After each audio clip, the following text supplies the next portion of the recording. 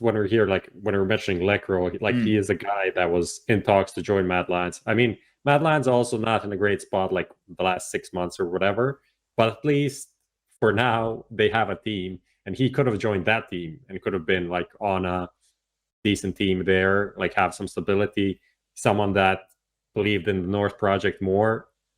Completely reasonable. Like, I don't know what is talked, what is offered from what side or another, but he ended up joining North, and now he's kind of stuck here in no man's land. Like 5 days after the new season started, when most of the rosters are set, and people like the top teams don't want to change now. Then maybe he'll find a place on a lower team, or he has to wait until the next player break or something weird happening to find an opportunity, and that just sucks. Yeah, it's just a hard spot at the moment for him, for every player from the North.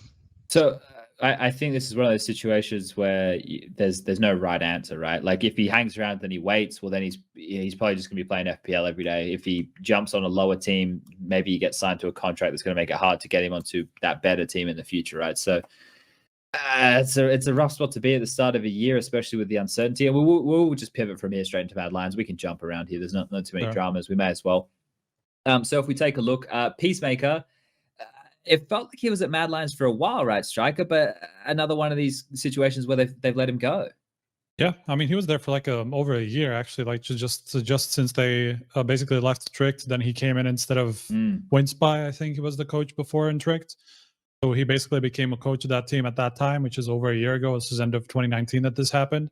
So I feel like it's just a result of like the failure of management in Mad Lions, because we saw what happened with like Innocent. He literally was in that team for like 3 weeks before he got kicked, and essentially, and that was just a move that everybody saw ahead of time that it was not going to work out. We just didn't see like why they're going this route when there's so many, so much talent to pick from in Denmark, especially if you have like a decent organization behind you that actually can buy out some of these players from like the lower tier teams.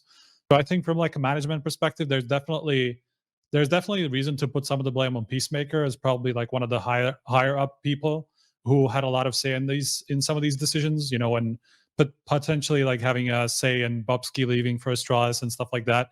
And so I guess this was like the next logical step if you didn't want to make more roster changes, that you've already basically like changed up 3 of the 5 players, and one of them, I guess, Acor actually just wanted to leave, I suppose. But still, it's just I feel like it's kind of a logical decision to just look for a coaching change in this position. But here are the things, right? Players would only want to leave if they have a better option, or if they don't see anything good of where they're at, right? So I think Bubsky going to the Astralis project, that's obviously enticing because it's Astralis. Acor wanting to go to Mouse Sports to be the primary author, that's also pretty enticing considering where Mouse Sports are at. So like those are like understandable, but at the same time, there must have been things that made them not want to hang around and believe in the project they had, because they had a pretty good project, like, right? They're on the rise. With Bubsky, there was actually like a lot of rumors that it was kind of like mutual, that they kind of wanted to kick him, and he just like decided, okay, I'm just gonna leave for Astralis because I have this offer. So I feel like that was kind of like there was some tension there already before that, I feel like. So let's break this down. We're going to do this in 2 parts. One part, we're going to do the coaching part. Prof, I'm going to throw that your direction. And the next we'll do the player part, and I'll throw that your direction, and you can do when we get there. So, Prof, for the coach for this team right now, you're looking at all the coaches out there. You can even go with ones that you think are on teams who would be willing to make moves. Who do you think would be a good fit for this team? Or is this another situation where they might have to find somebody in their own, like a Mytha, right? Like for a lot of people, they didn't really know who Mytha was until he came up and started coaching like North and this, that, the other. Do you think it's going to be one of those? Or do you think they'll go for somebody established over there at Mad Lions? Because some of these coaches right now who are established are the ones who are under ESIC bans. Let me just check one thing. Okay. Are you checking Reddit or something? Yeah. I mean, Reggie makes sense, right? How long is he banned for? Forever? For like two more years or something like that, yeah. Okay. Literally, Regin's Twitter account, official Twitter of Alan Regin Peterson, senior manager at Madland CSAN. When did that happen? We don't know. It's just there with no announcement or anything, so I have no idea if this is a troll or not, but most likely. Nice catch, Prof. Nice catch.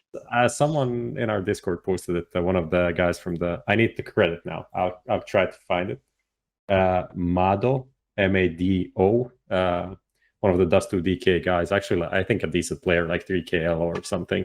Just because he's from Denmark, he's probably like he's 3KL, but he's not good enough to actually play the game. So he's like writing articles and stuff like that. It's that just says like the Danish standards of players right there. But yeah, it seems like something's going on in that direction. What does that mean, senior manager he or can't whatever? coach. He can't coach, but he can still advise. But he can fire Peacemaker. I mean, he can definitely like do a lot of these things that a lot of the time the coach does. Yeah, exactly. Yeah. Like has, you know, whether it's like scheduling and stuff like that, and or just even like scheduling practice sessions or just forming like the way that they practice and stuff like that. This is a lot of the stuff that Regin, I'm sure, can help with because of his experience from mouse sports and just generally being in the top scene. So I feel like having him in a managerial role actually makes a lot of sense. I don't know who they could get as an actual coach though. Okay, well, according to Prof here, he's just linked a tweet that maybe Lucas can bring up from Danish CSGO Leaks, which I'm sure is probably run by Lucas, which is called Mad Lions plus Haste CSGO Coach. Haste in-game leader teaching at, Lucas, how do I say that? Teaching on, what is that? Heffer? That's a fucking F. Okay. Oh, he's teaching on Fjerdslev and Rødhave. It's two schools in Denmark. Okay. One time we were at the ESL Pro League in Denmark, and we were actually staying at Martin's place, which is like I don't know what you're talking 10 kilometers or something. It's like a suburbs of Odense, where the tournament was. And as I needed to leave like first in the morning, like super like 5 a.m. or something, and everyone was sleeping. I needed to order a taxi. I think Uber wasn't available in Denmark at the time, so I needed to call and tell the taxi service where to pick me up, and the name of the street is like Hude or something. And I was like, Hude 75. Can you? He was like, where? I can't find that. I was like, oh no. 2 minutes, and then the girl was like, and I'm like, yeah, that, and then I got the text. Oh dear. Yeah, it's you got a tough language over there, Lucas. All right. So apparently that's who the coach is going to be. I did a little bit of a disservice there by getting stuck on the early parts, but it also says that he used to be an analyst for Australia/North. He ex-SK/Heroic coach. So I apologize for not being up to date on my Danish coaches. Sorry, Haste or Haste, as Lucas just said. Anyway, let's continue forward. Luke, Yakinda, I want to ask you about this team now, right? Because the roster that has been left at Mad Lions is Shush, Roy, Hooksy is the in-game leader, Refresh, and TMB. Now, first question, do you think this team has something to build on? Who the fuck is open? Apparently TMB. That's what we've been led to believe. Yeah, even though he's not like a primary opper. I'm pretty sure I played against him in Bosnian tournament, like the Kubanje Luka. Yeah. He wasn't an opper. He wasn't top 8, no. For sure he wasn't an opper, and now he's an opper. Like, yeah, it's a hard. He has a hard like. He looks like a secondary from like previous teams. Yeah, but like the secondary oppers, you can't just go from like a secondary opper to a main opper. It's just something different. You need to watch so much demos. You need to learn so much new stuff and like stuff you didn't even understand before. And like even the smallest details can set up for your team for win, because like opper is an insane role. It's like a high percentage of the win condition for any team. If the opper is really good, it's like a lot more easier to play for the riflers. And overall, the team is just better with a better opper, you know, and that's why. I think it's funny that you, as a non-opper, actually realize this situation or this mistake that a lot of the secondary oppers make. It's kind of like the same thing as with like secondary callers, you know, thinking I can do this, you know, I can be the main caller, I can always call the right stuff, I always have like the right ideas, you know, and then they do it consistently and they realize, okay, I actually like I can't really do it like from round to round. I still need to have like a good idea. I can actually tell you why though, because like when I was playing with Ivan, Def, Kenzor, and the Flourish in Pro 100, Ivan was playing B with Kenzor and he was the main opper, and I had to op on A. And when I started opping on A, I was like in practice, I was like destroying. Then I go to official, James kills me every time, legit. We played Avantgarde 20 times, like I know, like 7 Infernos. He was destroying me all those Infernos, and that's why I just know that it's so hard to actually play against a really good opper and know what to do, you know. Okay.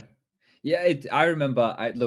When you have the secondary AWPers, because we had Havoc and Yam. I'm going back ancient history now, but neither of them like wanted to primary. They were always changing their mind, right? And when they were secondary AWPing, there wasn't as much pressure because I didn't need them to get the kills. They just got to do it when they were fucking feeling it, right? So then, of course, they were going to hit the shots. But when I needed them to do it and replicate it, it's hard to show up in that role. So you're first of all citing here that with this roster, Mad Lions don't, by not having a primary AWPer, are already off to a fucked up start, right? But is there any potential for the other names here? Like, do you think that there's enough firepower to maybe make up for that in the beginning? I feel like it's gonna be a fine team for top 25, but okay, I'm not seeing them higher because of actually lacking an AWPer, and then actually like for me, like Bobsky was one of the main like players in that team when they won Flashpoint, and after he left, and now Aker, who was the second guy, like after Bobsky, when Bobsky already left, Aker was for me, like after like Roy and Aker, both two players, they were for me like the core of the team, and now Aker left, and now it's really hard to tell, you know. It all depends on themselves. Can they like actually work it out, or three different cannot, leaders? You know? They've had 3 different leaders in this small amount of time, right? Hunden, Astilian, and now Hooksy's there. So like it's a whole different team. I'm looking at HLTV. Their last recorded result was at Flashpoint Season 2, where they came 5th, 6th, losing to MIBR. So we almost lost them, by the way. Oh yeah, so we 2-1. could, Here we go. We could have lost. We were losing 15-13 on train, if I'm not mistaken. Talking so much shit, barely beat them. Yeah, you guys went overtime on train, the third map. So it was 10-5, 10-5 on each. It was 15-13. We were 3 versus 5, and we won the round. And Oh, then we won the game. Yeah. And all then right. Aker left. So yeah, who would you say is going to be the star of that team? Because for me, I'm looking at those names, and it kind of feels like it has to be Refresh, right? I don't know. For me, like in like even in the tournament I mentioned earlier, like Bunch Luka, where I played against TMB. TMB was really good. Like he's really crisp, and I feel like Roy is just a really good player as well. But but I feel like he doesn't have those correct spots, like to actually be like the player who stands out. Sure, he's playing the bitch roles like poor Sanji. I can't wait to ask you about Sanji later. Not fully bitch roles, but yeah, I feel like TMB and probably Refresh as well. But Refresh, I don't know. Refresh was calling sometime. No, I think he's an in-game leader himself as well, but I'm not really sure. So I'm. I don't think so. I think that is not correct. He's been around the shop, right? Obviously, when he did that Cloud9 stint, he got fucked around. We spoke to him a little bit, and now he's back with these boys, and it's kind of like every time he seems to make one of these moves, it seems to unfortunately fall apart for him. So I guess we know Danish talent is stacked, right? If Regin's there and he's able to help curate, you know, and work out where the holes and gaps are, maybe they can try doing a 6, 7, 12 man roster. Who the fuck knows? All right, let's keep